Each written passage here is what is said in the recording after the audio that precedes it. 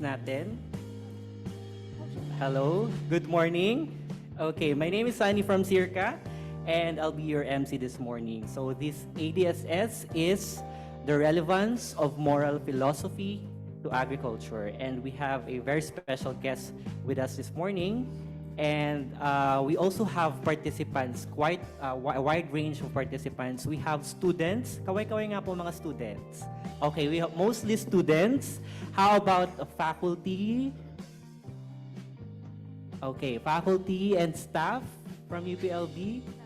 Okay, and we also have special guests from LSPU. Kaway-kaway nga po tayo. Okay, good morning. How about from other institutions around the Los Baños Science Community? Phil Rice, Picard. Okay. Welcome to ADSS. A few house rules before we start. This is pretty standard. Please keep your phones in silent mode. Reserve your questions for the open forum. Kindly use the microphone or write them in the sheets of paper that will be distributed. And we also have these microphones in front, so if you want to ask questions personally later, kindly use them. Strictly no eating or drinking. We have some refreshments after, so konting tiis lang po. Okay, so without much ado, I would like to call on our Deputy Director for Administration of SEARCA to introduce our guest speaker and to welcome us all in this seminar. Please welcome Associate Professor Joe Florendo. Magandang umaga po sa inyong lahat. Welcome to ADSS. It stands for Agriculture and Development Seminar Series of SEARCA. At sa mga hindi pa po nakakaalam, SEARCA stands for the Southeast Asian Regional Center for Graduate Study and Research in Agriculture. Good morning to all of you, ladies and gentlemen. On behalf of our director, Dr. Glenn Gregorio, it is my pleasure to welcome you all to this ADSS. And it's great to see all of you here interested for the topic today. We thank our partners from the Institute of Crop Science of UPLB for organizing this. I am sure that our audience, particularly the students and researchers here in agriculture, will get to learn from the wisdom of our esteemed speaker. Thank you very much to everyone for being with us this morning. Allow me to briefly introduce our speaker for this ADSS. Dr. Robert Zimdahl is a professor emeritus at Colorado State University, Department of Agricultural Biology. He has spent his 37-year academic career challenging conventional scientific thought about agriculture. Trained as a weed scientist with a specialty in herbicides, Dr. Zimdahl gradually shifted his interests to ethical concerns about modern agricultural practices. Since his retirement from Colorado State University in 2005, he has traveled to, this is quite a long list, Iran, Pakistan, Lebanon, Japan, Morocco, the Philippines, Canada, Thailand, Mongolia, Turkey, and others, to share with other international experts his concerns about agricultural technology. He is returning here in the Philippines as a SEARCA Visiting Research Fellow, and having this ADSS is one of his public engagement initiatives. He obtained his bachelor's and master's degree from Cornell University and took his PhD at Oregon State University. Dr. Robert is the author of a lifetime work on sustainability and ethical issues in food, population, and world cultures. Among his publications are Key Issues in Agricultural Ethics and Fundamentals of Weed Science. Ladies and gentlemen, it is my honor to present to you Dr. Robert Zimdahl. Good morning.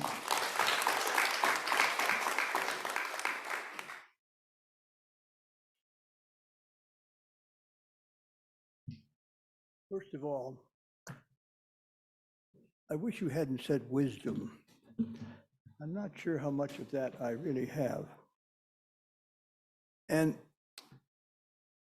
I've always said with my children, when in trouble, when in doubt, run in circles, scream and shout. I'm not screaming and shouting, but I am doubtful this morning that I can really tell you what I want to tell you. Why are we involved in this moral philosophy business? And one of the things I was going to start with, I'm not going to start.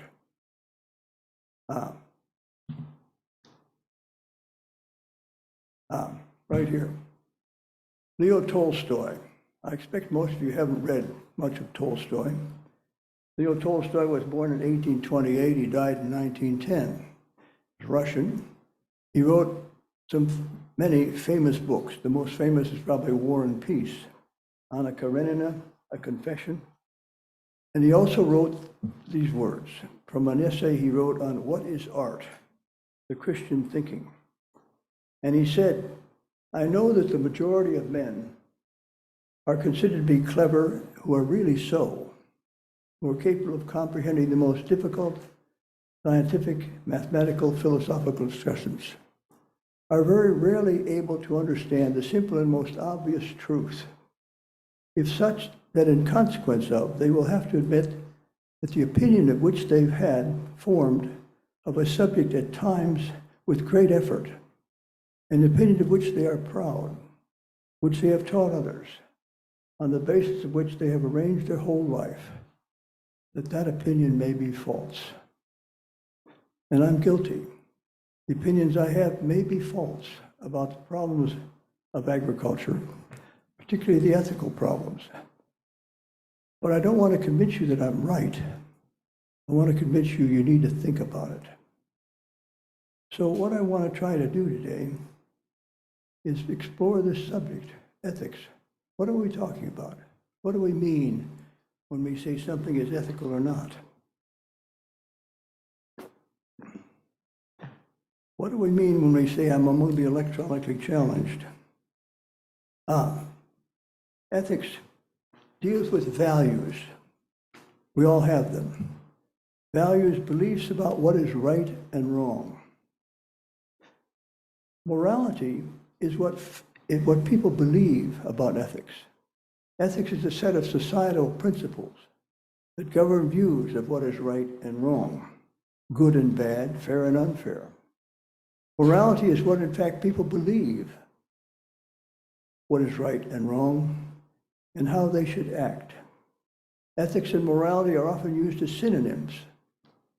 There's no problem with that. Ethics deals with values. What are our values? Well, among our values are the things we hold most dear. We accept some things and strongly reject other things.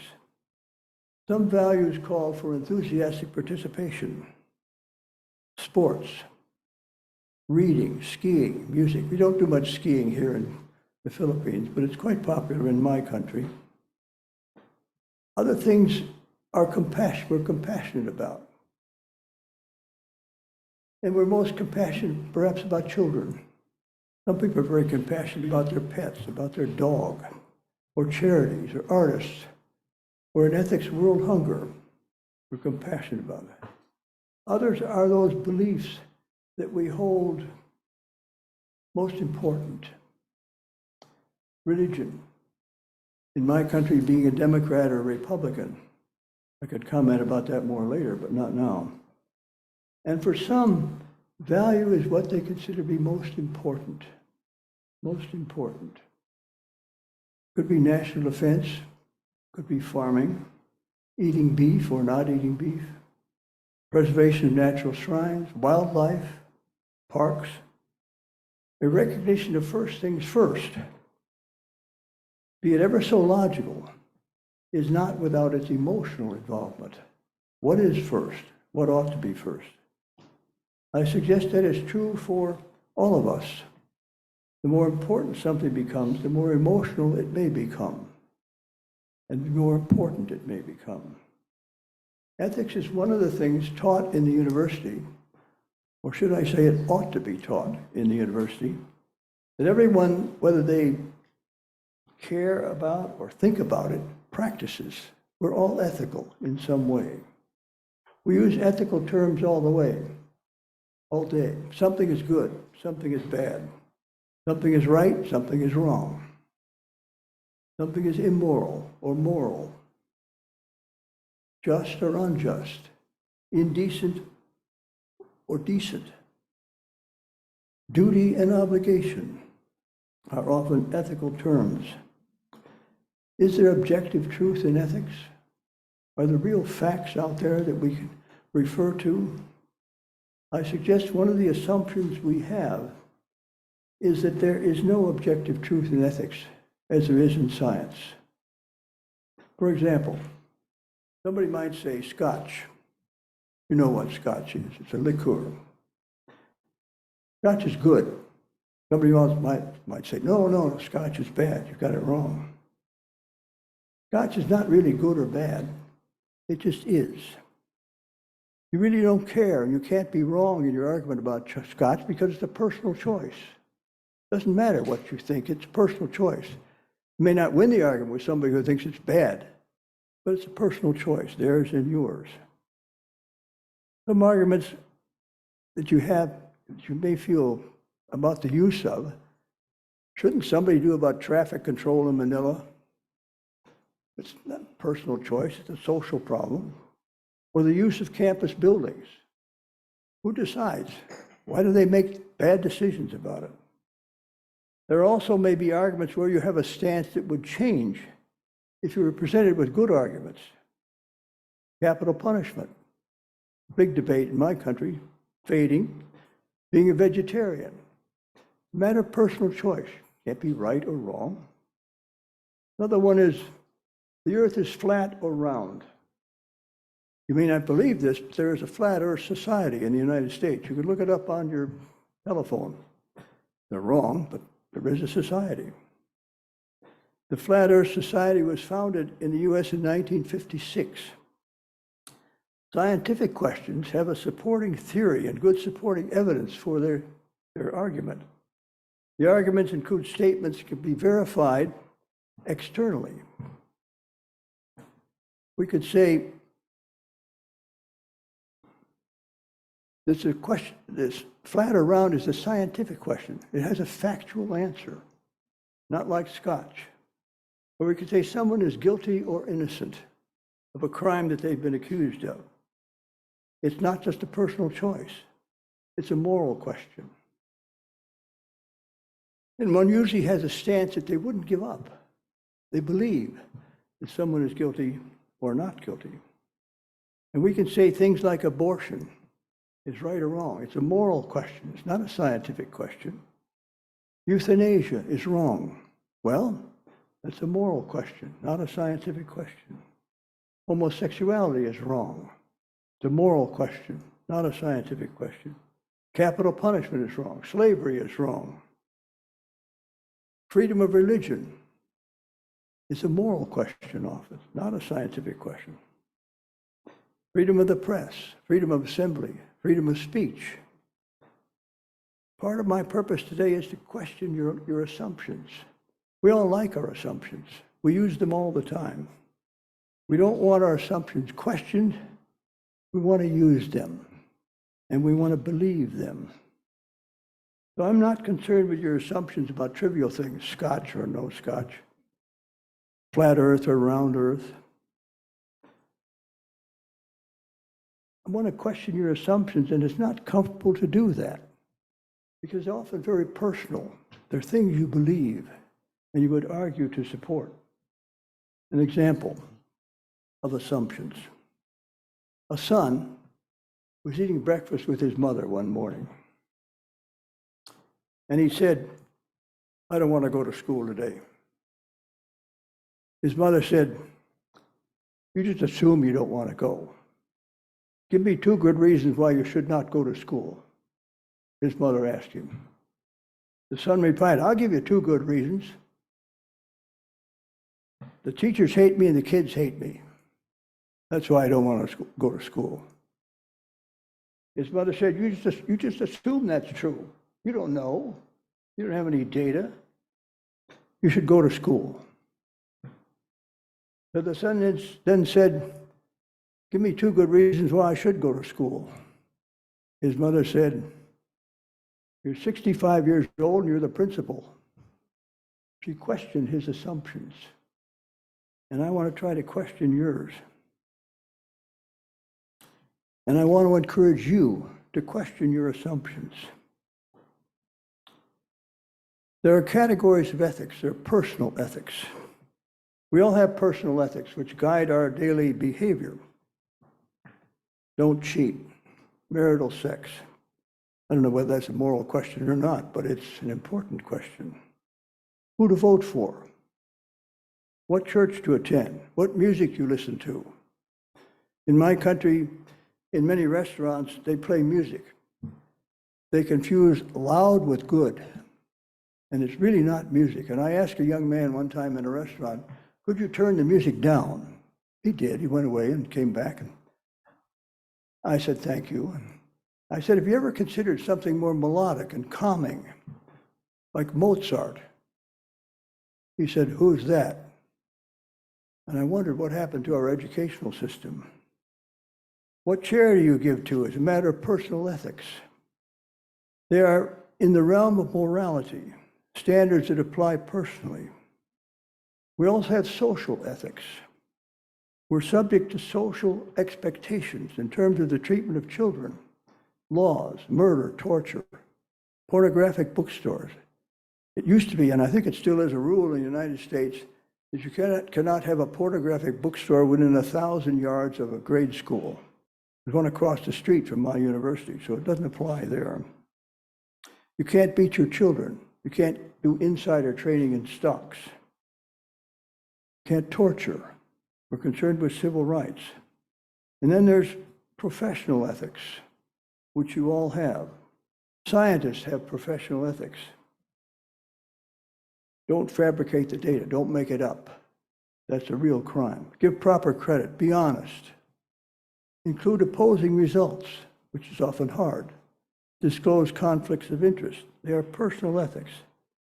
Scientists have permission for special tasks, such as surgery, prescriptions, recommending pesticides, privileges that society and laws often give them. Ethical standards move, they change. They change from the personal realm and reverse. Sexual practices have changed in my country. Having children, I'm not sure they always change in the right way, but they've changed. Business hours have changed in my country. They move from personal to social. Treatment of animals used to be a personal decision. An animal was a bit of property. You could do what you wanted with it. That's no longer true. Hiring and firing practices, abortion, feminist issues have changed from personal to social. Cigarette smoking in restaurants, cigarette smoking here. That's changed since I was here several years ago. You could smoke anywhere, anytime. Not anymore. It's changed from personal to social regulations. Some things haven't moved and may not move, but here are those that have moved. And some things have not moved. U.S. automobile stores that sell cars are never open on Sunday.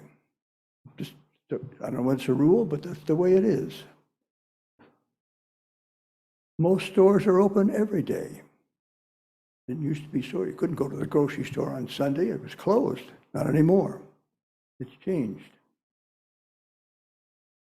And it changes because the principles that were used to make the rule were examined and found wanting. They weren't right. And they changed. They've changed in terms of civil rights, women's rights, environmental rights, animal rights. These have changed in my lifetime and will continue to change for the better. But sometimes ethical standards go wrong. They don't work anymore.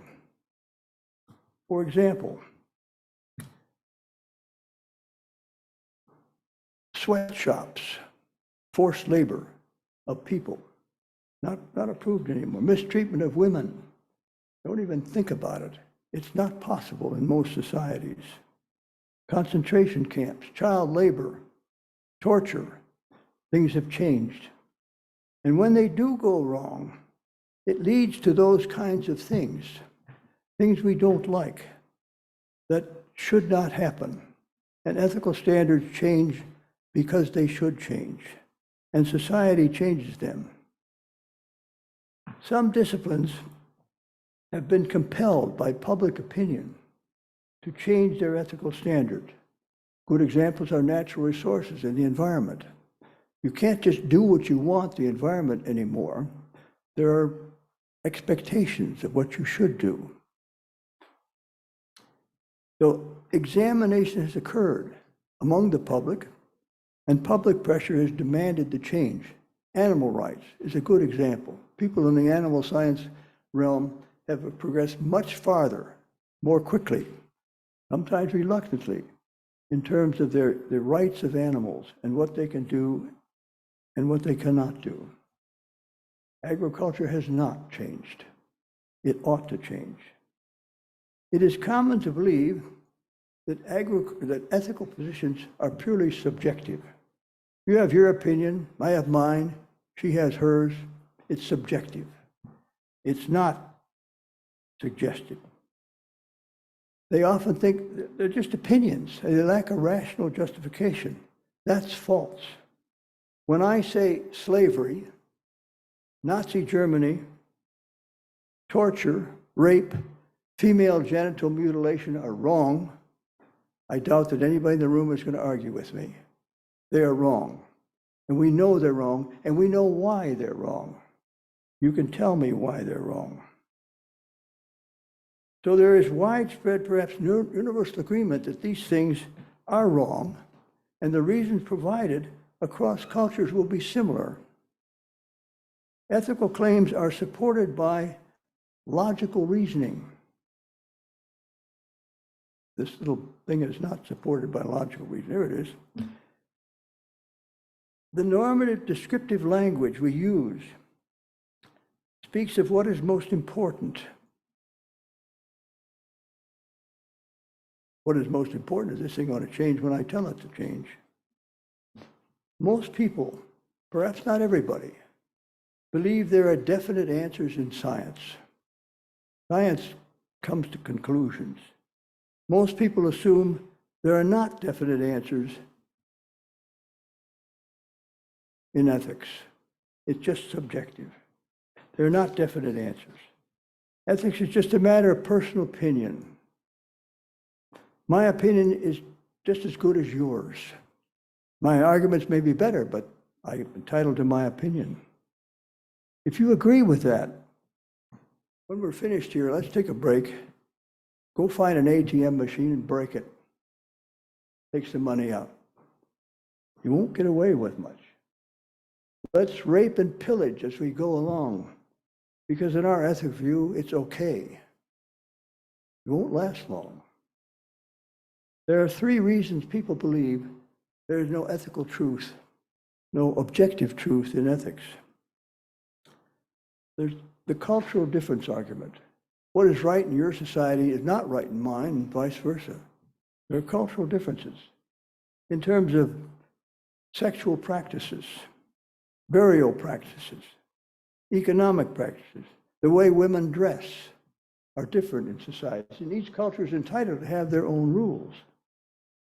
The premise of this argument is where there are cultural differences, one should not assume there are ethical differences. Different cultures have different moral codes, and people think there's no objective truth. The conclusion of the argument is there's no such thing as objective truth in ethics. But the conclusion does not follow from the premise, therefore it's a faulty argument. The premise is about what people believe, the realm of personal morality. But the ethics debate is about what ought to be done, not what they believe. I suggest that different scientific beliefs do not imply there is no objective truth in medicine.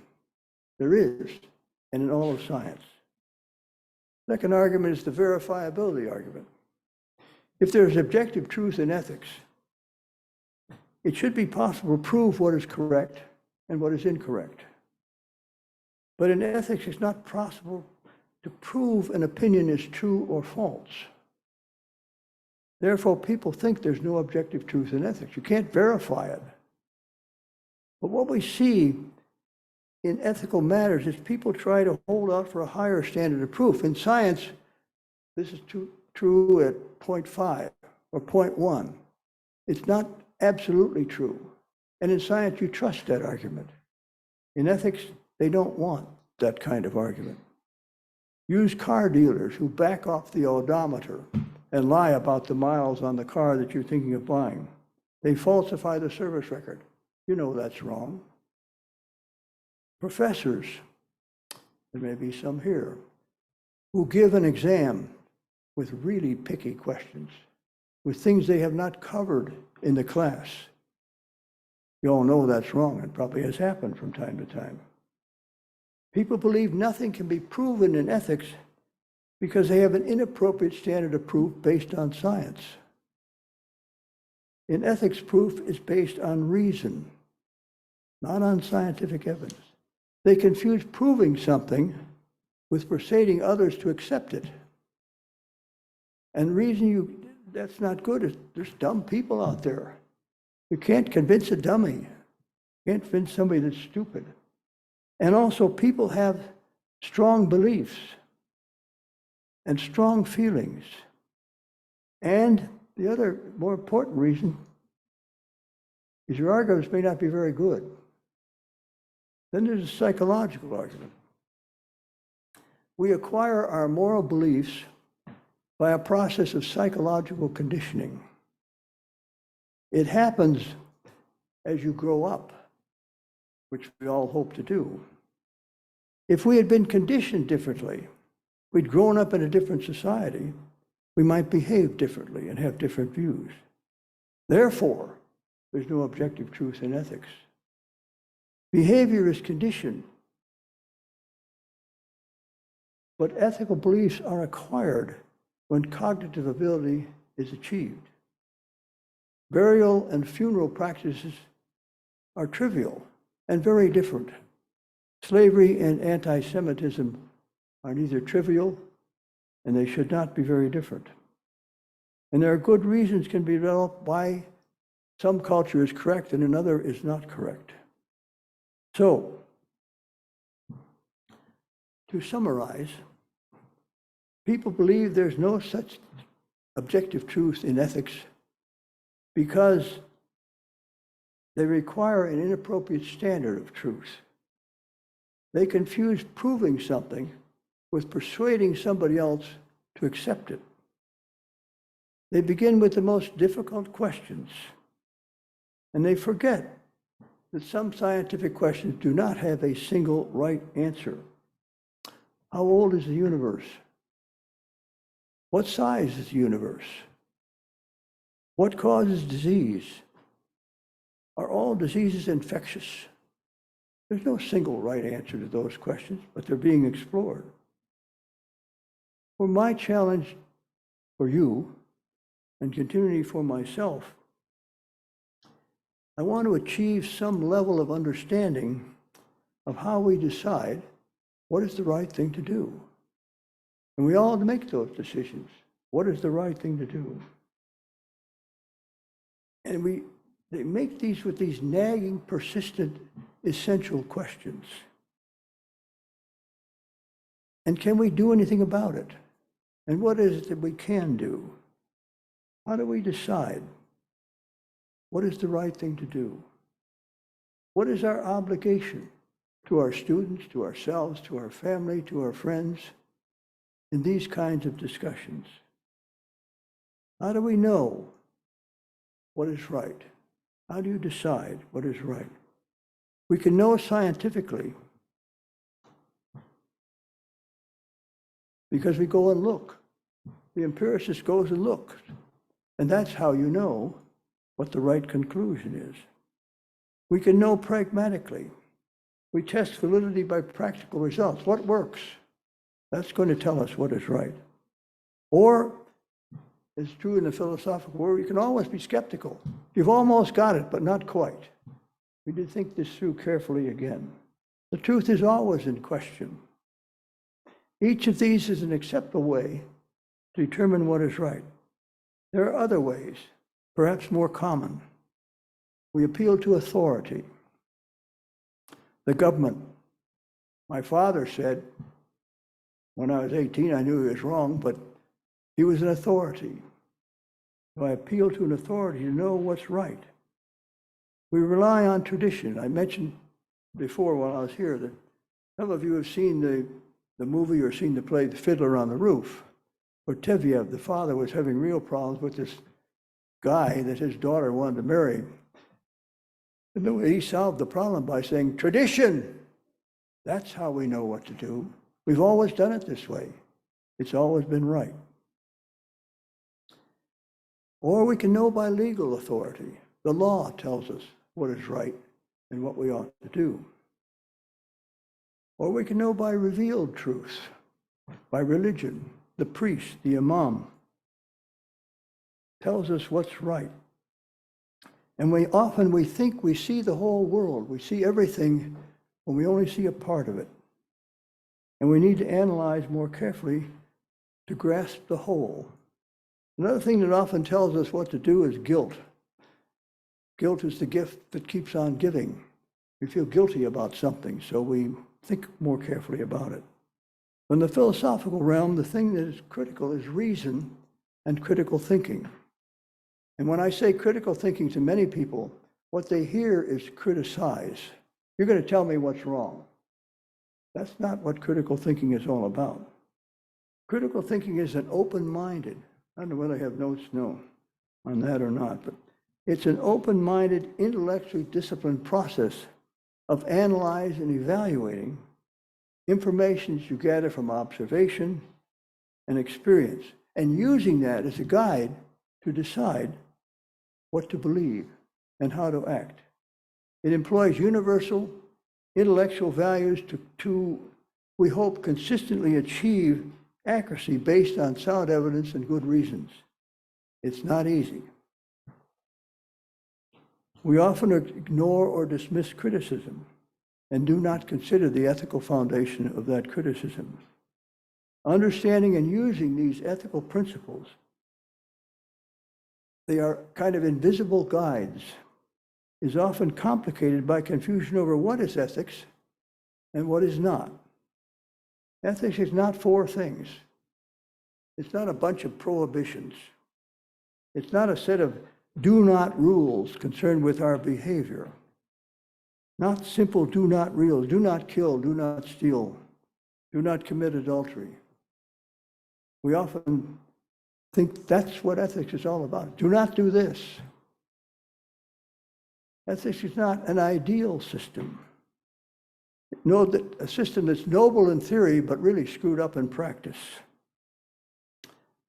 Because the reverse is true. If an ethical judgment that is no good in practice, it has serious ethical, theoretical faults. It can't be no good in practice and be ethically correct. It is not relative. Ethics are not relative. Many think ethical acts are often deemed to be right or wrong based on your feelings and nothing more. But they're influenced by time, by culture, by your parents, but not necessarily determined by them. And ethics is not just subjective. It's not just your opinion. It's not just your opinion or somebody else's opinion. That's wrong. It means there's no such thing as objective right and wrong. And I want to believe there are views that are right and some that are wrong. It means if it's just subjective, it means no moral judgment can do more than reflect the customs of the society in which it is made. A major problem with simple rules is they often conflict. You shouldn't do this, but you may do that, and you sort of think they're both wrong. It's wrong to lie, right? We've learned that. You shouldn't lie. Often we do. An example I thought of is when I was married, my wife would come down the stairs, we were going out in the evening, and she said, "How do I look?" Well, sometimes it's better to lie a little bit than be absolutely truthful at that point. But suppose your daughter or some female friend has been raped, and you know who did it. And that person comes to the door and says, "Is your daughter home?" You tell the truth, or do you lie? So are there definite answers in ethics?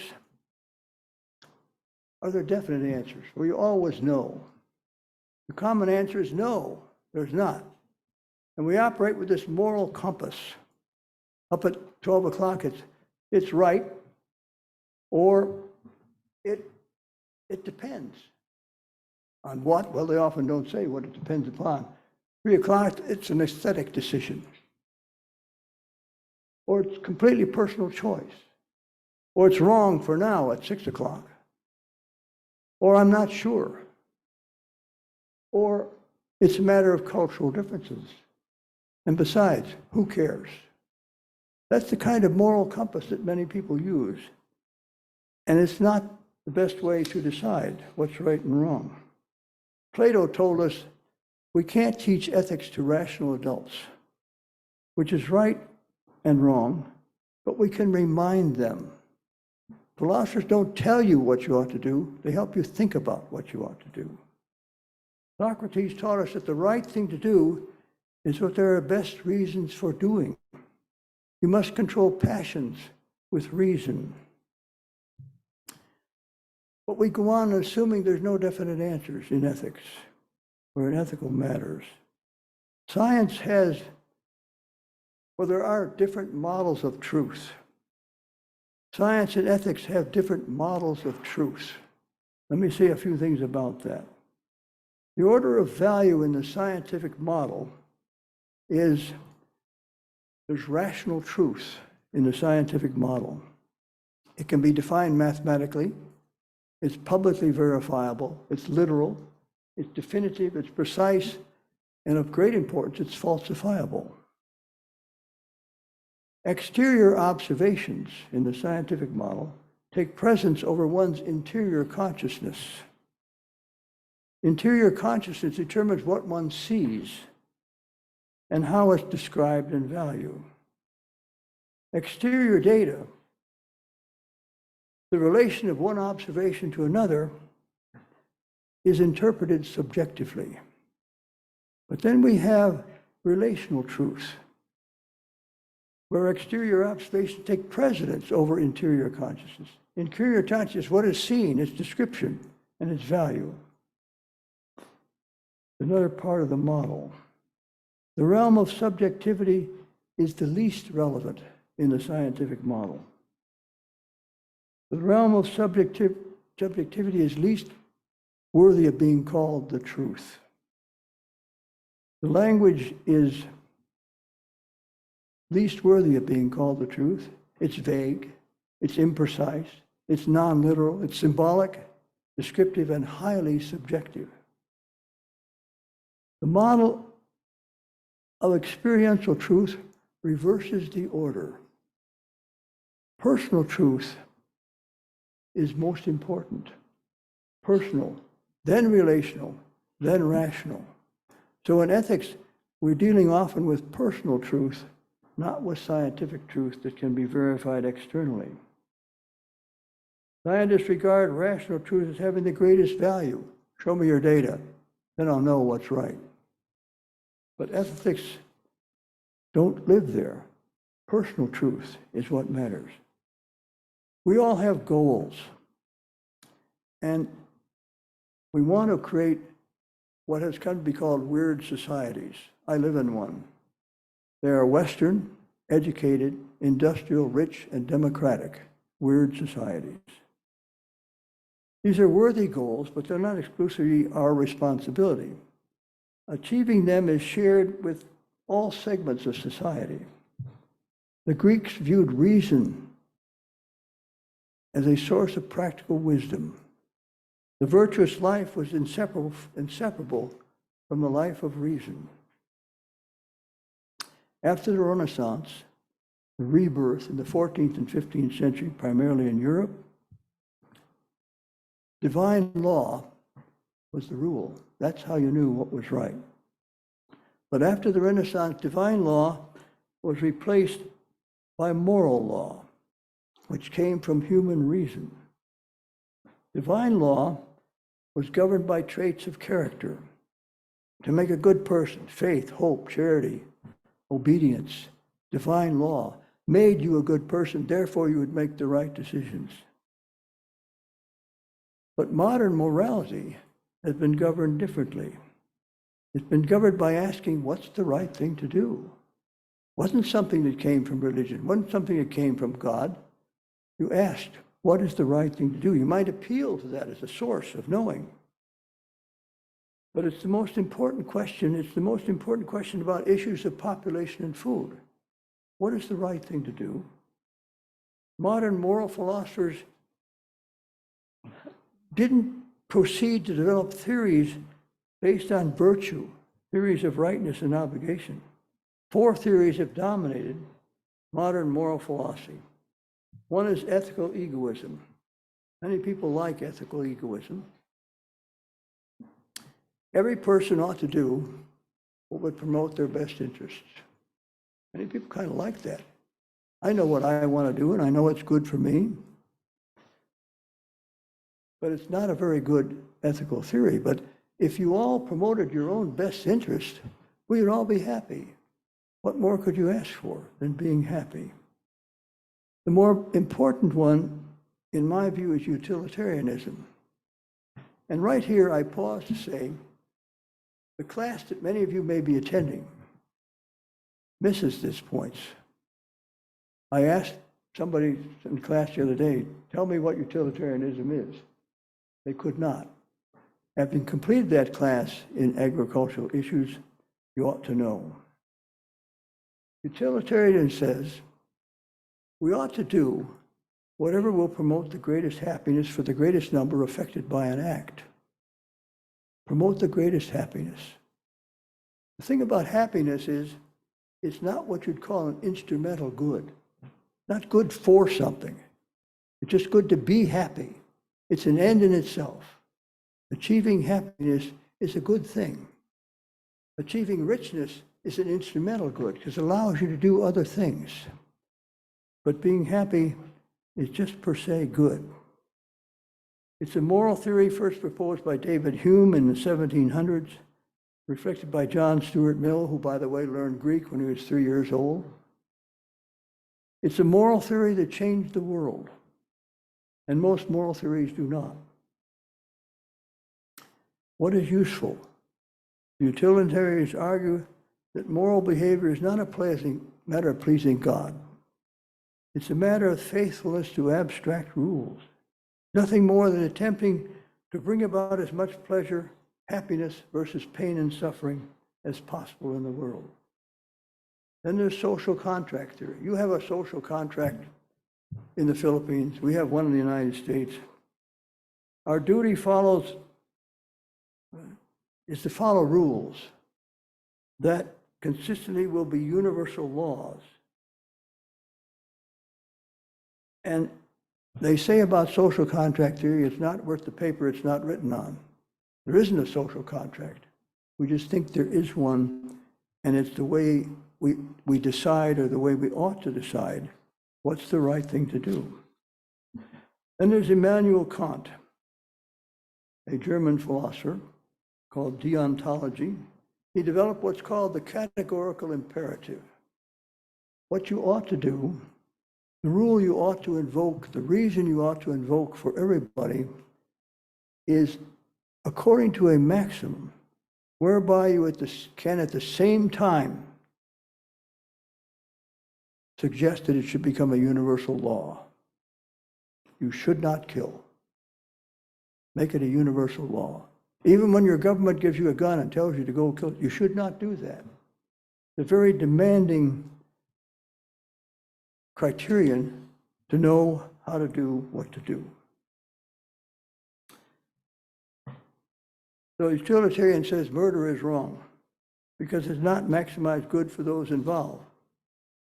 But that's kind of irrelevant to people who are concerned only with maximizing the positive outcome for themselves. The ethical egoist wants to do that. So I often ask students in a class, why are you here? Why did you come to this class? I want to take the class. Well, that's good because I thought it looked interesting. And that's good because I want to learn something new, and that's good because give me your reasons for being here. And one of the good reasons is it would make me happy. Everybody wants to be happy. As I said, it's intrinsically good as opposed to instrumentally good. So what does it mean to live well, to promote the best for all? What matters? What matters? And how do you know what to do in agriculture and in life? And how do you know what you choose to do is the right thing to do? So I leave you with a story. Paul Gauguin, a French artist, post-impressionist artist, painted what was regarded as his masterpiece in Tahiti in 1897. It now hangs in the Boston Museum. It's 5 by 12 feet, a huge portrait. It was sort of the culmination of his life and his thought. It consists of 3 major groups. On the right side,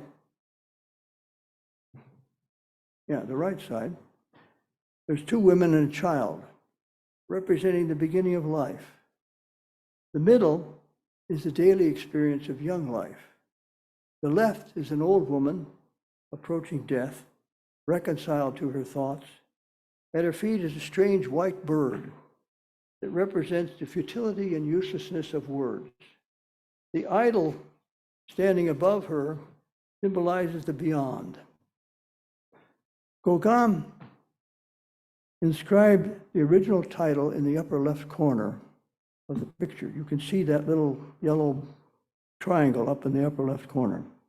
It says, "D'où venons-nous, que sommes-nous, où allons-nous?" which translates to, where do we come from? Where are we? Where are we going? I leave you with those questions. Thank you for your attention.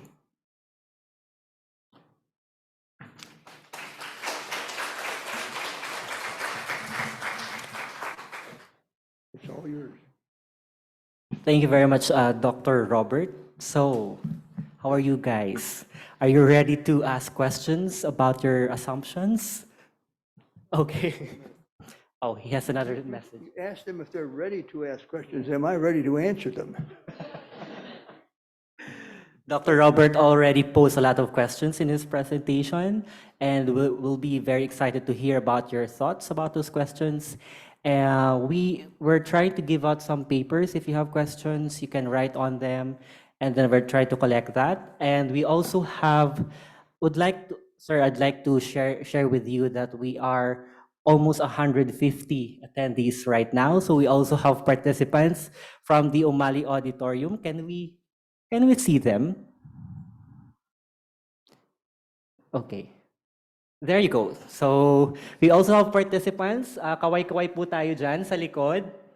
Okay. Yung mga taga-Drilon, kaway naman kayo sa kanila. Okay.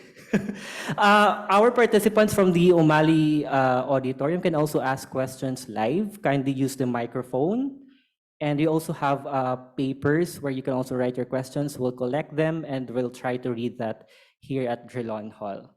So now I would like to call on to help us moderate this open forum. We have our colleague from ICRAPS, College of Agriculture and Food Science. We have Dr. Nina Dimaano.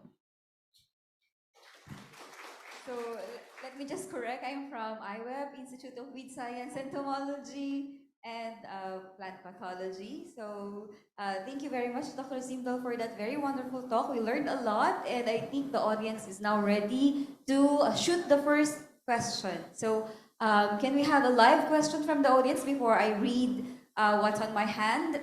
Anybody? From our students, from the faculty and staff?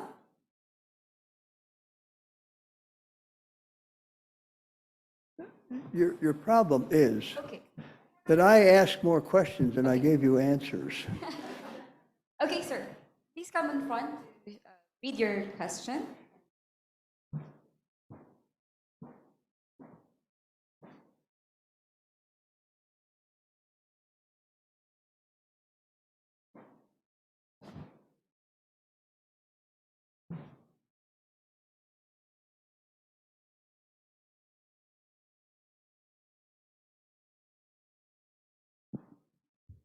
Go ahead.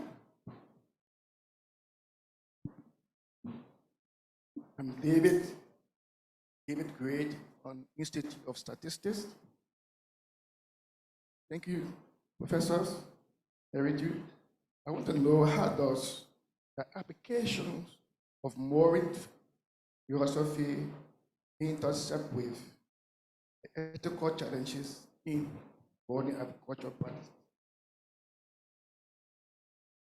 Repeat your question. I'm not sure I heard a question there. Okay? How does the application of moral philosophy intersect with the ethical challenges in modern agricultural practices? I thought we agreed only simple questions.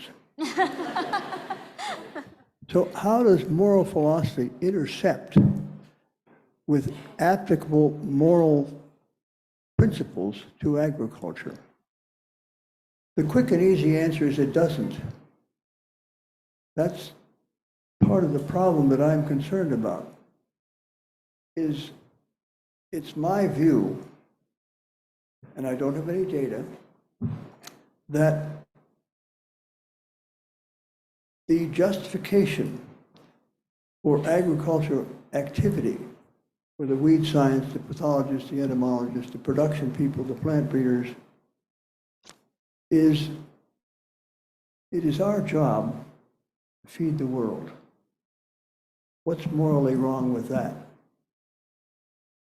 And the answer is, there's nothing morally wrong with that, except the questions are about how you do it. There's no doubt that all of these pesticides, these people over here use, are harmful to the environment, they're harmful to people. Is that okay? Are those things essential to the task of feeding the world? If you go to the library or pick up your telephone, it's all there on your telephone, and ask, is there enough food in the world right now to feed everybody? The answer is yes, there is. There's enough food produced in the world right now to feed everybody, something like 2,600 kilocalories per day. A minimally adequate, not a great diet, but an adequate diet. There's something like 811 million people in the world who go to bed hungry every night in this world. Should that happen? No, but it does. So the result of asking the question, or raising the question, is production the answer? We have to go on producing more food. The answer is, of course you do. Of course we need to produce. But we produce enough food right now to feed everybody. Why don't they get fed? Well, they're poor. It's their fault. Not my fault they're poor.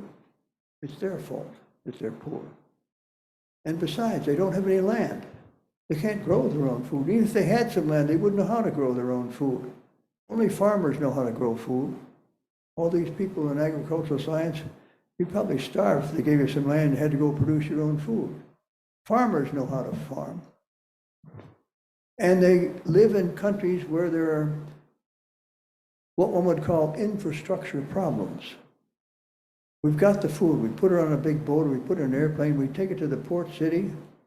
There's not enough roads to get it out there to where the poor people are. There's an infrastructure problem. We've got to build the roads. And another major problem is waste. 30% of the food produced in the United States is never touched by a fork. It's not eaten. It's wasted. We throw it away. It could feed people, but it doesn't. I'm guilty. I'm staying in the SEARCA hotel. I've ordered food. I had breakfast this morning. I had 2 eggs, toast, and some ham. I couldn't eat it all. I feel bad about that, but I just simply can't eat it all. So I'm wasting food. And we've somehow got to overcome the problem of waste. So these are kind of moral concerns that agriculture does not not address, and perhaps not even consider. People ask me, why are you studying this ethics of agriculture? My facetious answer is, I'm not.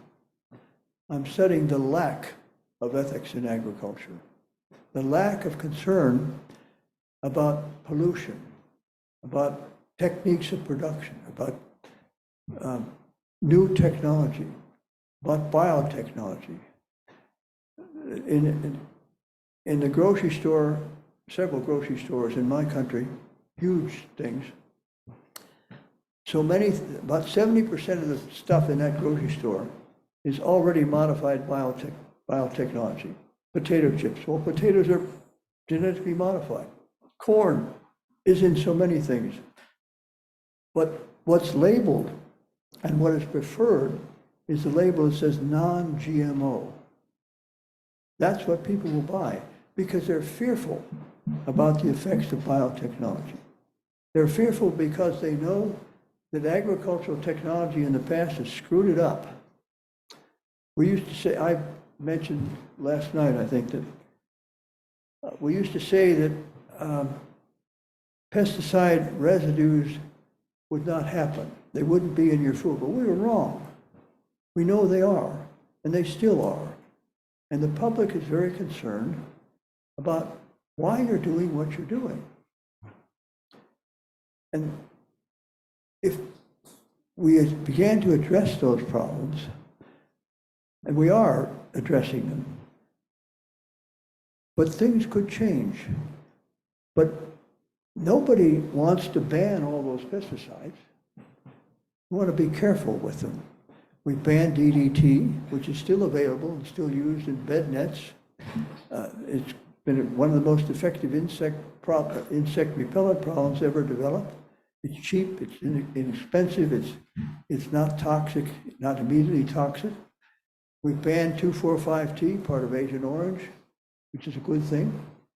There are others under consideration for reduction in use or elimination, but we're continuing to develop new pesticides. If you look at weed research, UK journal, weed science, weed technology, US journals, about 70% of the papers in those are on herbicides. That's the focus. That's how we're going to solve the problem. They're not on integrated weed management. So we need to rethink how we practice agriculture. And that's a huge request. Change the whole system. And there's, oh, I could go on. Another question. Yes? Yes, please. Hello, I'm Faye, veterinary medicine student. I came from a family of farmers. How can the younger generation enlighten the traditionalist farmers? Because the younger generation were educated by old generation, but they are resisting the innovations that we suggest. Wait a minute. You come from a family of farmers. Small farm, big farm? Small farm, tiny farm. One of those 2.5 hectare farms. And you primarily grow rice or vegetables? Fruit trees, coconut trees, and a small broiler farm. And so, given that background, tell me again specifically, what's your question? How can we break the traditionalist side of the older generation?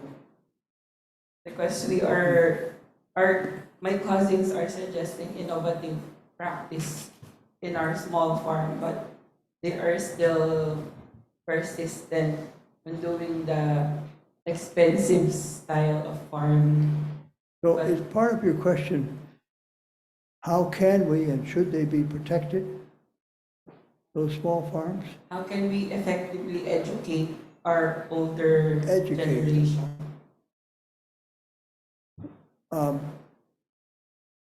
I told you I'm better with questions. What do you want to teach them? That there are cheaper ways to do farming. Cheaper way.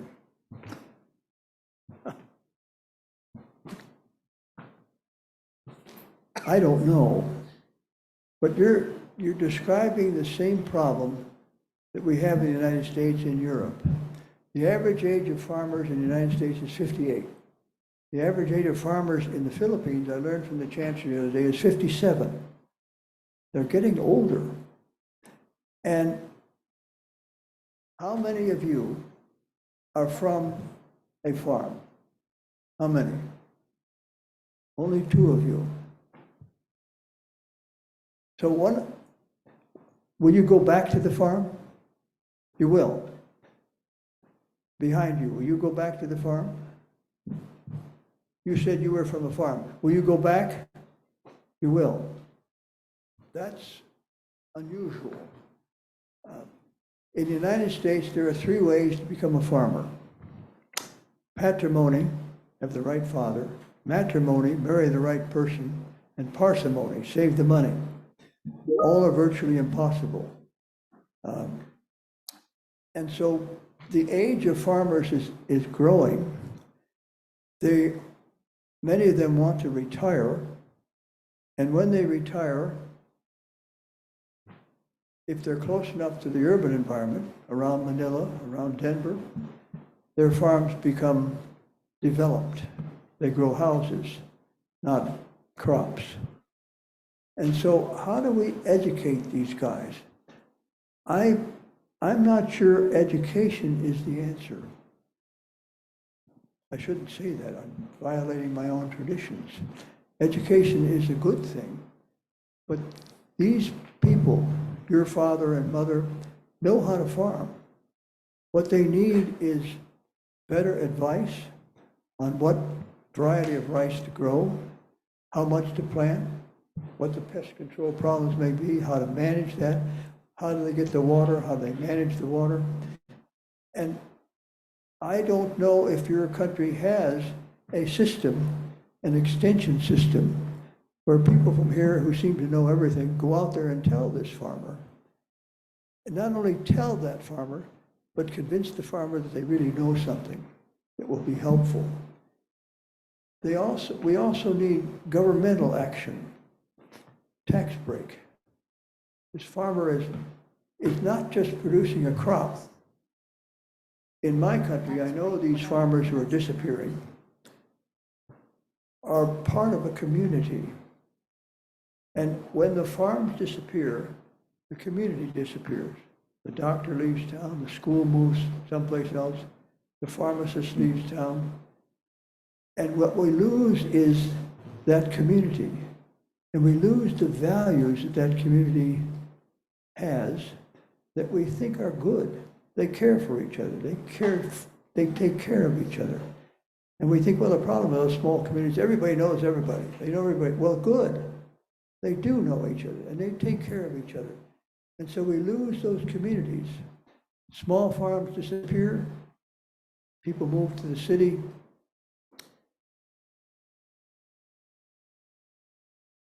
And one of the problems that you don't have, because only 2 of you are going back to the farm, is you come here to get an education in agriculture. You don't go back to the farm. You get a job with a company. You get a job with a university. You don't go back there to be a farmer.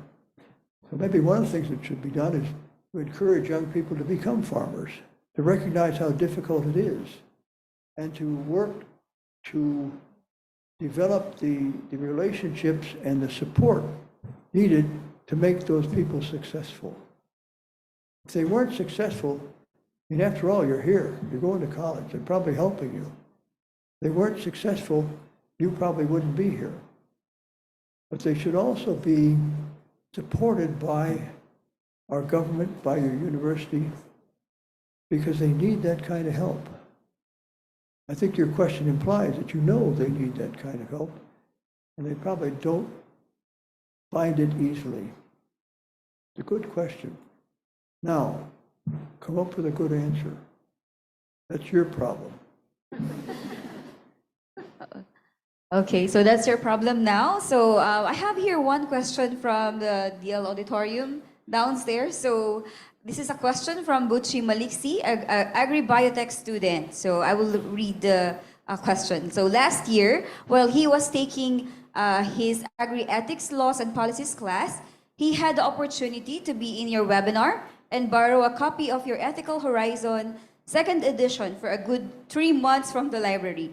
Now, given that you've recently released the book's third edition, what changes in moral philosophy in relation to social factors changed given the 10-year timeline upon having the next edition? Also highlighting the views in agri-biotechnology. So that's the question. Is that a question or a whole series of questions? Yeah. Well- So what changed after the 10 years of your first release of the second edition and then the third edition of your book, Ethical Horizon? Highlighting the views on agri-biotechnology. So what? I think your question is essentially, why am I doing what I'm doing? Yes, that And could every be. time we've changed that book on agriculture's ethical horizon, I gave one to somebody the other day. Yeah. We've tried to improve it by including much more about biotech, including much more about these small farms, and asking the question, a question we call institutionalization. It reminds me of a German word. The Germans have great, 20-letter words. We don't have many, but institutionalization means incorporating agricultural ethics in the institution requirements, in the requirements for you. You've got this course, and it's good. It's just not good enough. My original recommendation was when you created that course, you had to have participants from the Department of Philosophy, because they can describe moral philosophy. They can tell you what ethical egoism is. Right now, you don't know, and you ought to know, because only by knowing those fundamental moral philosophical principles can you begin to use them. Can you begin to recommend them? Can you understand why they're good and why they're not good? How do you apply this? How do you answer the question, why? Why should you do X instead of Y? And that's the burden of the philosophers. The people in agriculture don't like them. They don't like them because the philosopher's common response to a question is, I understand your point of view, but. And we don't like that in science. Here's my data. You may not agree with the conclusion, but let's talk about the data. Philosopher says, yes, but have you read this paper? Have you read this book? Have you read this chapter? Have you talked to these people? Because there's always more than you can know. I'm going to meet with the Department of Philosophy, I don't think it's tomorrow, but soon, and ask them, why aren't you involved in that class? And I'm going to be very interested in their answer, why they're not. Because I don't know why they're not. But I do know that I created a class several years ago at my university. My department head taught it when I retired. When he retired, nobody taught it. Because nobody in the College of Agriculture wanted to do it. The philosophers were quite ready to do it, but nobody in agriculture. We don't need that. We don't need those philosophers coming in to tell us what the trouble is. And the view is that's what they're going to do. They're not going to do critical thinking. They're going to criticize us. And somehow we have to get over that problem. We're all in this educational process together. Education from the Latin, educo, which means to lead out, not to fill you with data, not to fill you with information, but to fill you with the knowledge of how to pursue the information. Education is a lifelong process. It doesn't end when you get the degree from here. That's when it begins. Is that an answer? I guess so. Thank you very much for that answer. So, any other questions from our from this hall? Yes, go ahead.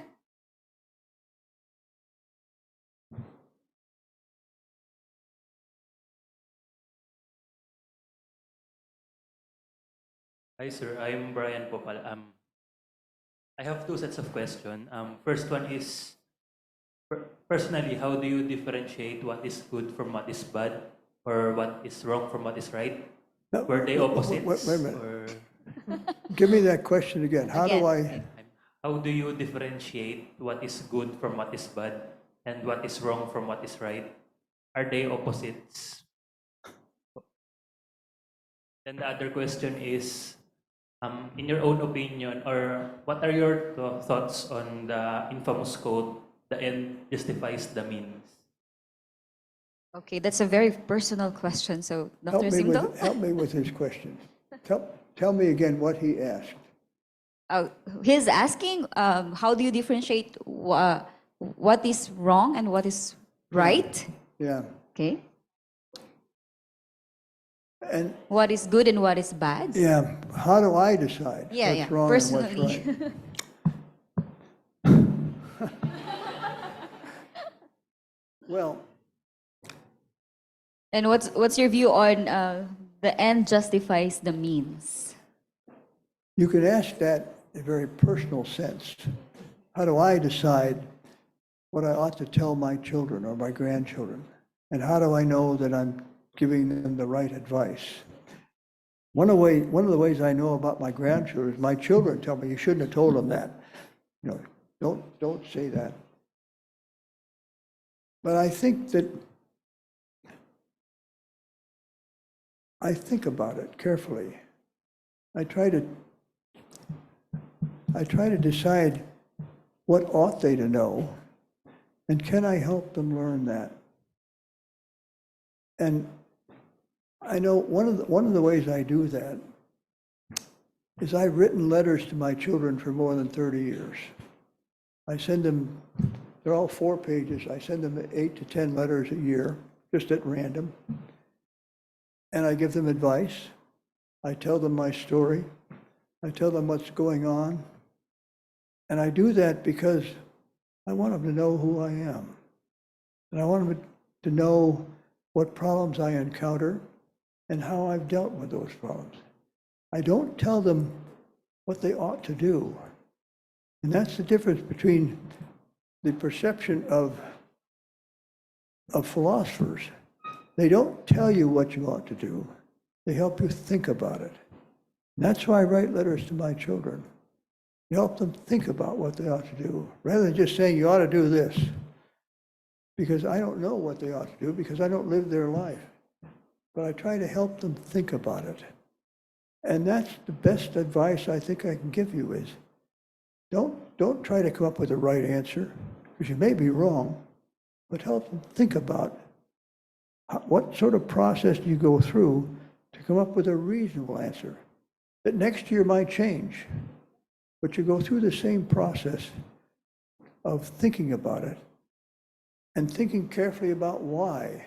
Why do I determine you ought to do this and not do that? What are the reasons? And analyzing your own thinking and your own assumptions about why you do something and why you ought to do something else. But I'm not going to tell you what to do, because I don't know you. I don't know your life. I don't know your problems. But maybe sometime we can sit down. I'd even pay for it. We have lunch together, have a couple beers, or in the evening we have a couple glasses of wine, and we discuss these things.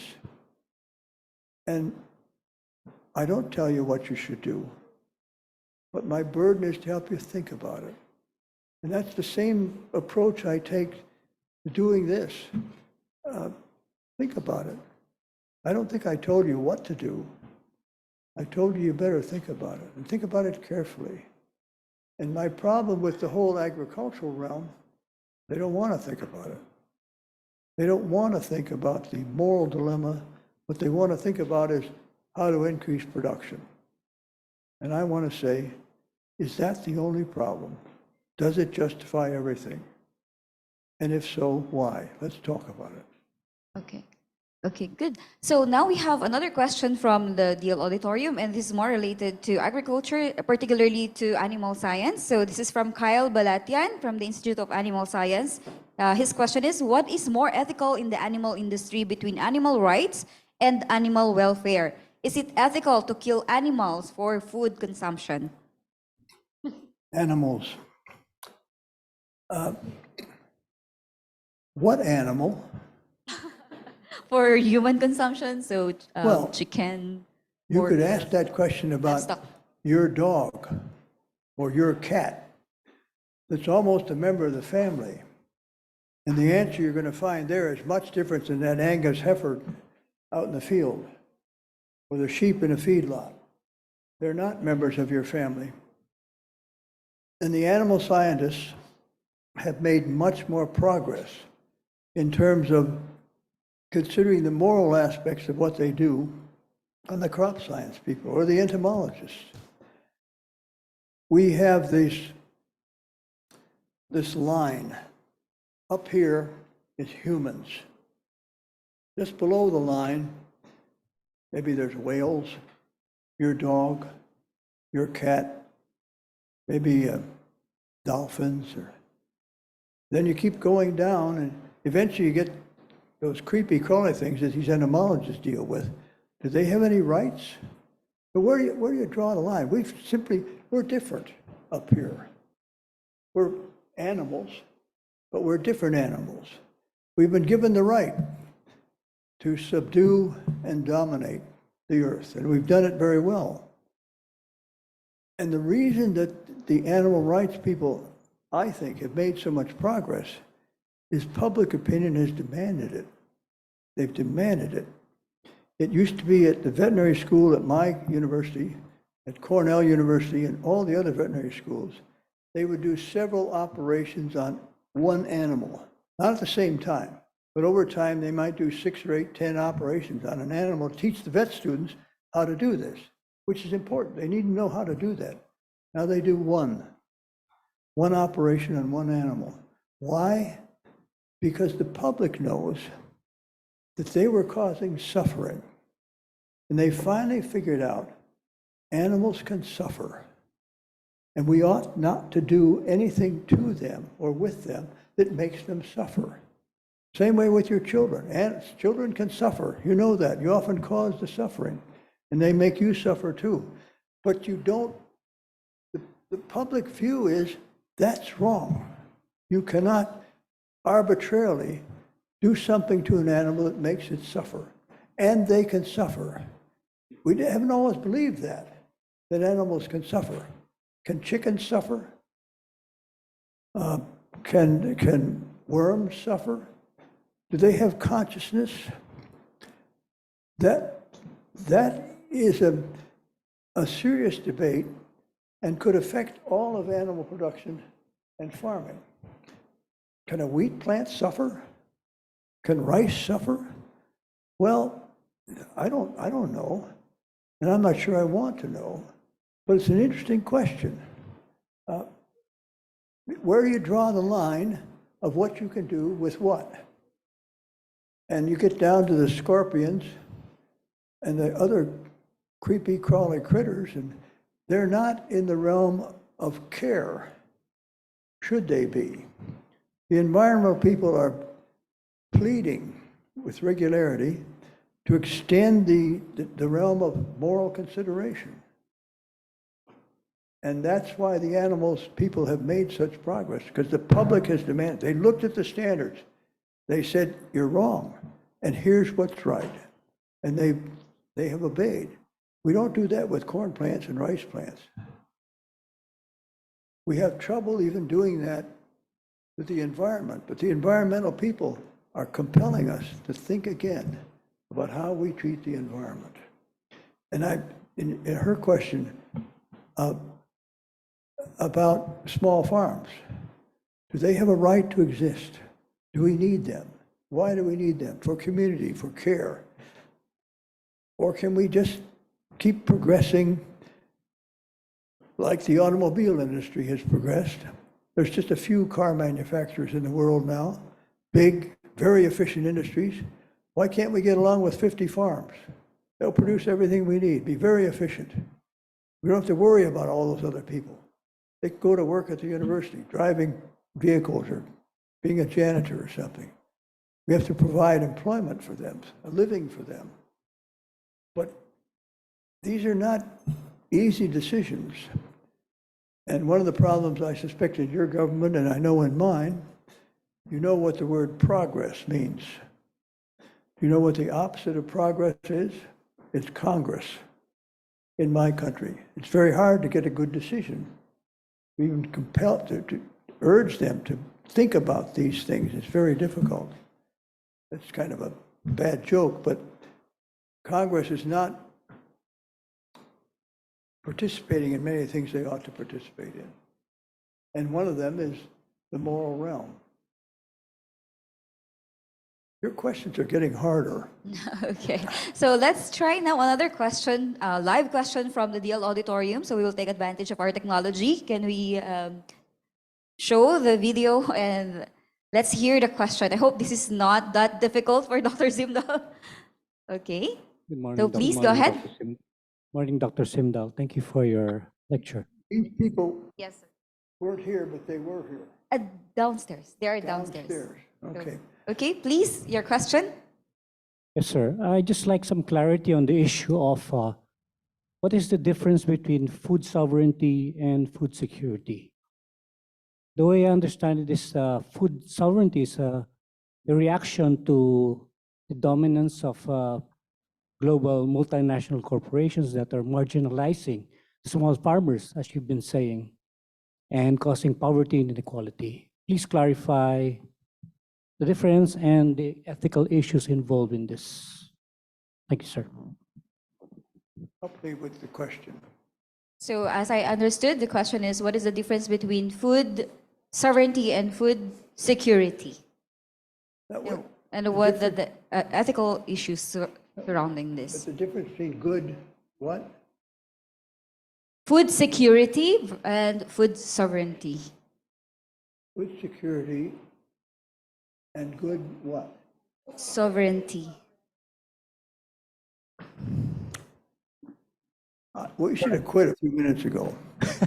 Sir, the food sovereignty was an issue in Latin America, where a lot of farmers were protesting the marginalization of small farmers because of the multinational corporations that are dominating this global trade. Yeah. And I think the general view is we don't need small farmers because they don't produce much. They produce, yes, they do produce, but the kind of small farmer in the United States that I know about that is growing in number is the truly small farmer who grows mostly vegetables on, a couple acres, a couple hectares, and they sell them in the courthouse in my community. Every Saturday morning, they have farmers markets. So they bring their produce to the market, they sell it, mostly to people who have money, not poor people, and who can afford to buy and pay a little more. But the small farmer, the farmers markets are growing around the country. One of my, let's see, he's soon, I don't know what to call him. He and my granddaughter have been living together for 7 years. They're finally going to get married. I don't know what you call a granddaughter's husband-to-be. Nice guy. Anyway, he works for the Maine Farmland Trust in the state of Maine. They are making great progress in protecting small farms, in protecting the land. And these are small farms. These are not guys in Aroostook County in northern Maine growing 1,000 acres of potatoes. These are small guys. And the same organizations exist around the country that are working to protect and to provide a market for these small farmers who are filling a unique gap. Because many farmers in my country, and certainly the big farmers in your country, do not produce food. They produce a commodity to sell. Produce corn, rice. They sell it to some other large organization who makes something that eventually will be sold in the market for you to buy. 35% of the corn, which is a major crop in the United States, 35% of that corn goes to make ethanol, to put in your gasoline so your car doesn't knock. 30% goes to feed cattle. Neither one of those feeds people. The land doesn't feed people. They don't produce food. They produce a commodity. And they also, maybe 10 or 12% goes to make high fructose corn syrup, which is in your soda pop and other things. It's a sweetener, but it's not food.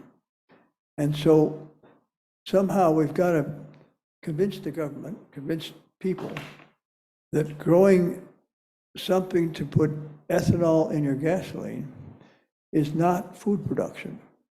And we could use that land to produce food, to feed people, but we're not moving in that direction. But we are moving independent of government mostly to support these small farmers, to keep them alive, to make them able to survive so they will continue to farm.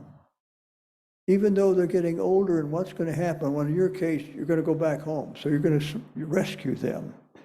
But in many cases, when they retire or die, their farm will be bought by somebody else, or it will grow houses. I don't know whether I answered the question. We got to quit this. The questions are getting too hard. Okay, so now we are entertaining only one last question because we have very limited time. So we have one from here and one from this guy. Okay, so we'll give way. So let me just call you.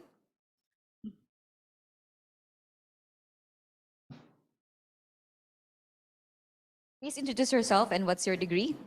Hello po. My name is Kenneth. I'm a BS Agricultural Biotechnology student. So, good morning, everyone. So my question is somehow related to the previous question. So it is inevitable that agriculture is now advancing. We have the rise of new technologies such as agricultural biotechnology. However, with these advancements also result to ethical dilemmas and problems when it comes to moral differences, such as are you pro-GMO or non-GMO? Are you more into organic farming or inorganic farming? Or ethical dilemmas such as high food production but environmentally damaging, or sustainable but low yield. So given these ethical dilemmas and moral differences that we currently have, my question is simple. How can we bridge the gap between those who is more leaning towards traditional ways in agriculture and those who is more leaning to modern agriculture? Or can we have common points where we can all agree upon, despite these differences? Thank you. Okay, that's the final question, sir. Let me mention sustainability first. Everybody is for it. Nobody is against sustainability. Sustainability in my country has reached the category of motherhood. It's just good. Everybody knows it's good. Until you ask, what is it you want to sustain? In agriculture, it's production. And then you have people who are for it and against it. You have people who are for GMOs and against GMOs. And often they're for pesticides or against pesticides. If you walk down the street in my city and you stop every fourth person you come to, just somebody walking down the street, and you say, what do you think of pesticides? You get a negative view almost every time.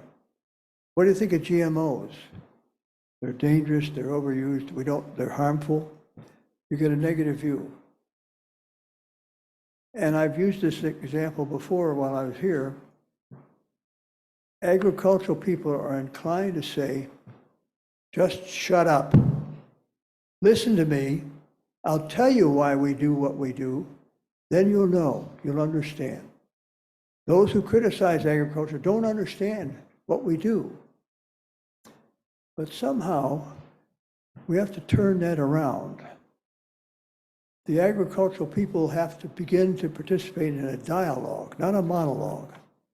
And then we have to learn how to listen and how to understand another opposing view. And it's not necessarily opposing view. The debate is often not between right and wrong, it's between right and right.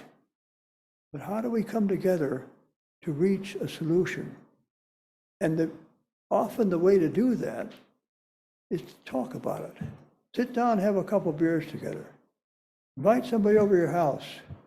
Have a discussion of a difficult issue.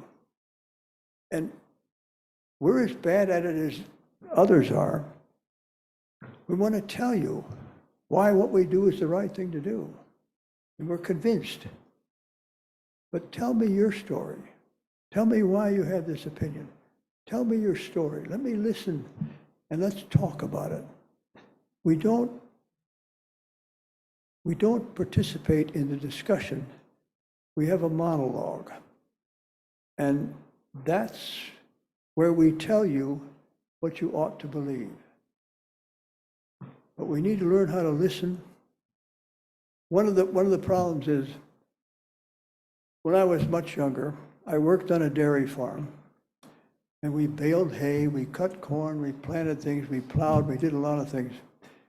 If something broke, the risk was borne by the user. If something happened and you got injured, the one on the farm was the one who got injured. Now, among the public, the risk is not borne by the user. You've got pesticides in my food. It's my risk now. I don't think GMOs are good. It's my risk now. So much the risk of agricultural enterprise has been transferred from the farmer to the public. And they don't like that, and they don't agree. And I don't know how to solve that problem. But if you're driving a car and you have an accident, it's your fault. You know that. It's not the car manufacturer's fault unless you get a lawyer involved. And they want to prove whose fault it was. But in agriculture, we can't do that because it's so remote from what's happened out there to where you are. And so we need to begin to bring people together. Universities can do that. Bring your farmers into town, sit them down, tell us your problems. Let's talk about it. Let's discuss it. Not because we're right and you're wrong. We're both right. We want to bring those two positions together.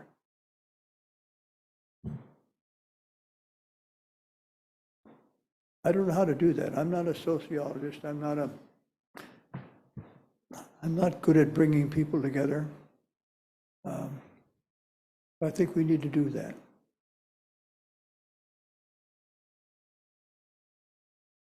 All right. So I guess we still have maybe 5 minutes for the question and answer. So yes, please. Can you please introduce yourself and then shoot your question? So, good morning. My name is Sashilar, and I came from Cavite State University. So, here is my question. So, as we all know, organic is a slow release mechanism in agriculture. And most of the food that we consume here in the Philippines came from backyard raisers, especially for livestock production. And now, the farmers, this is very timely. The farmers are unabatedly increasing to be resistant in a more holistic approach. What do you think is the relevance and the role of the moral philosophy in agriculture to persuade to have an empathy on a more sustainable production without compromising their finances? I've been waiting for your question because nobody's mentioned organic agriculture. Thank you. There's a lot of favoritism for organic agriculture because it's organic. And people say these pesticides, they're organic chemicals. I'm organic. Everything is organic. You remember that if you took organic chemistry, the whole world is organic. And that doesn't work. People don't accept that argument. But they like organic farming and organic produce because they think it's pure, it's safe. It's not contaminated with synthetic fertilizers, with synthetic organic chemicals, with genetic modification. because people are afraid of those things. And they think that the organic way is the way to avoid that problem. To make my food not only abundant, but nutritious. How often I've talked to several women friends about this. They go to the grocery store, they buy a bunch of stuff, they make food, it tastes good. Is it nutritious? Are we getting the nutrients that we ought? If you go eat at McDonald's every day, you're probably not. Anybody work for McDonald's here? But you're probably not getting the best nutrition.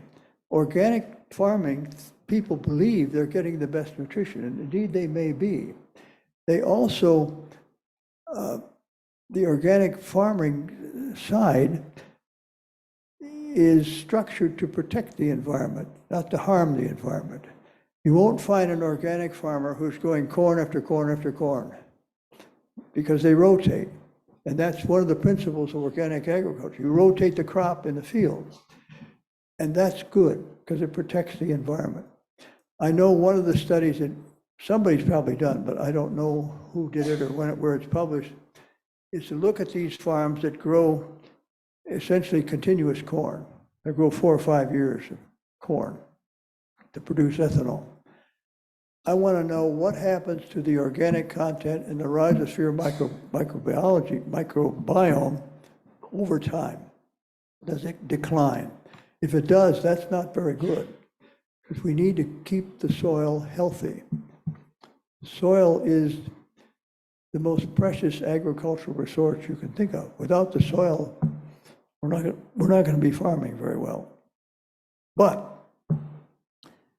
the agricultural technological industry that rules now has benefited from post-World War II 75 years of agricultural research, funded by companies, funded by the USDA, funded by many sources, to produce the research and the technology that makes modern agriculture function. Pesticide didn't just happen. The research was done. Fertilizers didn't just happen. The research was done. They're modified over time. Organic agriculture does not have that advantage. There hasn't been 75 years of research to back organic agriculture and help it to realize its potential. So the argument goes, okay, you think organic agriculture is the way to go. Fine. Then you're going to have to decide who's going to starve. Because organic agriculture is not going to feed the world. They don't produce enough. They're too small. They don't produce enough. Give them 50 years of research that the other side has had. And I think that argument may disappear. Now, most US universities now, and I know I've seen signs around here where you have an organic agriculture division or some organic agriculture activity, and they're doing the research that's going to make organic agriculture more productive without the pesticides, the synthetic fertilizers, and so on. It will also be a kind of farming that integrates animals and plants. The animals are important for the manure contribution, for the way they disturb the soil or protect the soil. And modern industrial agriculture does not include animals. They're separate. They're in huge facilities. So organic agriculture is highly favorable among the public, at least the public I know, as opposed to modern energy, chemical dependent agriculture, the system that feeds us now. But it's lacking the research base that the other side has. And it's progressing. And I think over time it will progress even more to tend to destroy the argument, you can't feed the world. But that's the main argument against it, is it's okay, especially for rich people who can afford the greater cost of the food produced. But it's not going to feed the world. And right now, they're probably right. But they won't be right in the long run, because that's one of those moral dilemmas that public opinion is demanding a solution. They say, you've got these rules, but here's the situation. We think you need to change. And that the public is essentially demanding it, and over time it will happen. Okay. Okay, so Dr. Zimdahl, I have in my hand the very last question. Okay, so the question is from our audience from the auditorium from Jesus Monasterial, a BSABT student. So the question is the food security defined by the United Nations as all people have access to food at all times a good definition? Because it's missing a point about domestic production.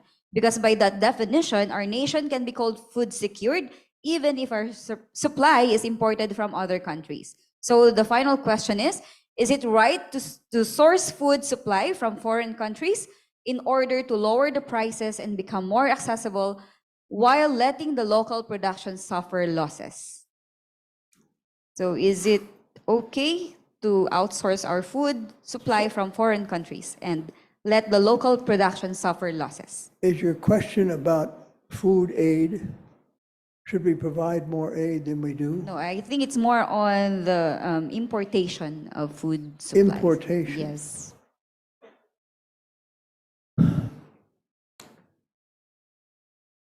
Rich countries either have an agricultural base, all countries either have an agricultural base or they can buy food. The Chinese are acquiring land in Africa to produce crops that they export to China because they can afford to do it. Because they have a very small land base, lots of people, and they also have water problems, but they are building that base and they can afford to import. I don't know whether the Philippines imports food or not. You do? We do a lot, sir. What do you import? Rice, even rice. We Rice. import even rice. Almost all commodities we import. Well, so you hope that you can continue to afford to buy the rice that somebody else is producing, and they'll sell it to you because you need it. Is that right? Of course it is. It seems to me just fundamentally wrong to deny somebody the food that they need to survive. You have to eat. We all have to eat. We don't have to eat necessarily what we eat, but we have to have food. And governments, the United Nations, the World Food Program is set up to help solve that problem. There's more need that can be fulfilled right now. And one of the problems I mentioned earlier is infrastructure. You can get the food there, but you can't get it out to where the people are, people who need it. And that is, it's not a simple problem. It's a problem that governments have to be involved in, and aid organizations have to be involved. USAID, that you know about, has been active in food distribution for years. The World Food Program has been active, but they're not doing enough. And I know that one of the problems is money. You don't have it, somebody else wants it. Or it could also be that a governmental problem. We don't like you, so we're not going to sell you any food. But it's a problem around the world. As I said earlier, there's 811, last time I looked, 811 million people in this world who go to bed hungry every night. That's wrong. How to solve it? I don't know, but it's a moral problem that should be addressed. But it's not just one person who's going to solve that problem.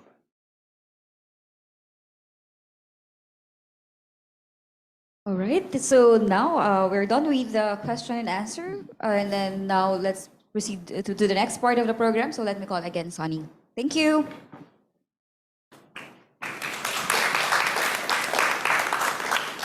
All right, thank you very much, Dr. Nina Di Maano. I'd like to correct that. She is the associate professor from the Institute of Weed Science, Entomology, and Plant Pathology. And thank you very much, Dr. Robert, for facing those a lot of questions, very thought-provoking. Now it's time for you to also share with us some more insights about this seminar. Kindly fill out the feedback form, flash on our screen right now, and tell us more about your insights, takeaways, and we'll try to share it with Dr. Robert. And while you're doing that, we would like to invite Deputy Director Joe Florendo and Dr. Connie, okay, on behalf of Dr. Eureka de Ocampo, to award the Certificate of Appreciation to Dr. Robert. But before that, Dr. Robert? Yes. I don't know what those things do. The QR code, sir. I have a telephone, but I don't know how to do that. But somebody around here has my email or could get it for you. If you want to continue the conversation, send me a note. Only simple questions, but send me a note. We can talk about it.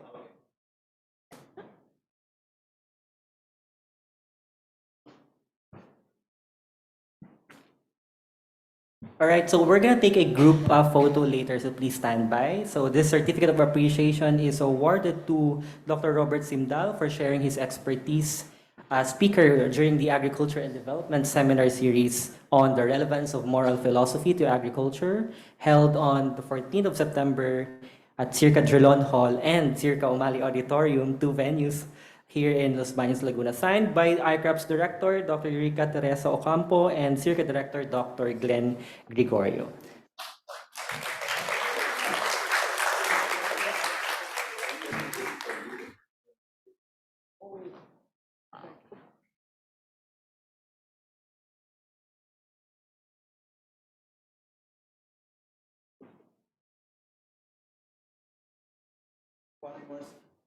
May I request everyone to please stand up and congregate at the center, and we will have a photo taken. Umupo na tayo. Kailangan. Oo, nakapagod tayo kasi. Okay, compress po tayo. Okay, please, towards the center. If we have participants from the Umali Auditorium, you can also join us. Meron pa ba? Nasa baba. Oo, kasi okay na. Patayo. Dito ka, banda. Kita ka. Harap ka. Takto.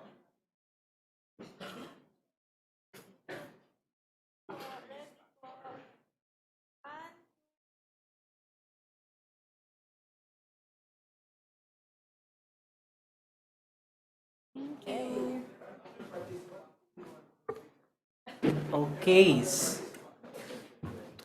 Now, to formally close this program, I'd like to call on Dr. Connie Iriano on behalf of Dr. Ocampo to give us the closing message. Okay, so on behalf of Dr. Weng Ocampo, we'd like to thank Dr. Robert Zimdahl. Okay, so I think we were presented with a talk that left us even more, even thinking more about ethics. So as agriculture, what do you call this? Students and faculty and those who espouse agriculture, we are presented with a problem. So particularly, I was actually struck by the statement that the risk has been transferred from the farm workers to the consumers. So I think that's alarming. And I think it has not been completely transferred. Both consumers and farm workers are actually at risk. And we are presented with questions, how do we decide what is right? And you have there like authority, the law, tradition. I think it will be good, okay? I don't know whether that is possible. If we have like an app so that whenever we decide to do such a thing, then we will have that moral compass of yours so that we know that what we're doing is right or wrong. But I do not know whether that is possible. Maybe you will have that app in your cell phone. So whenever you decide, I think that moral compass is quite good.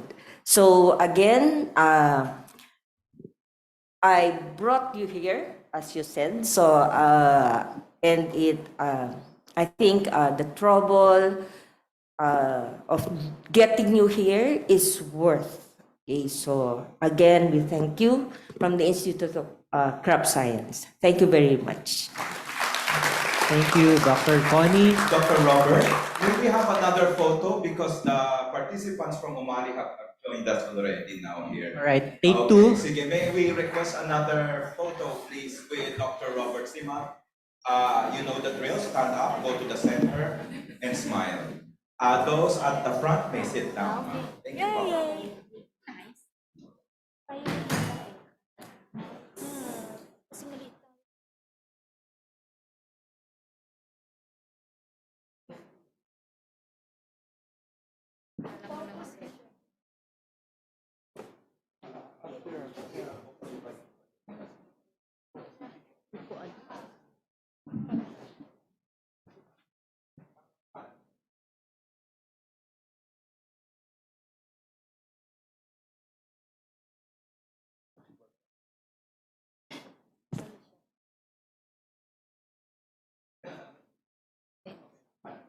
Hindi kami kita ka. Kita ka. Kita na lang. Kita ka.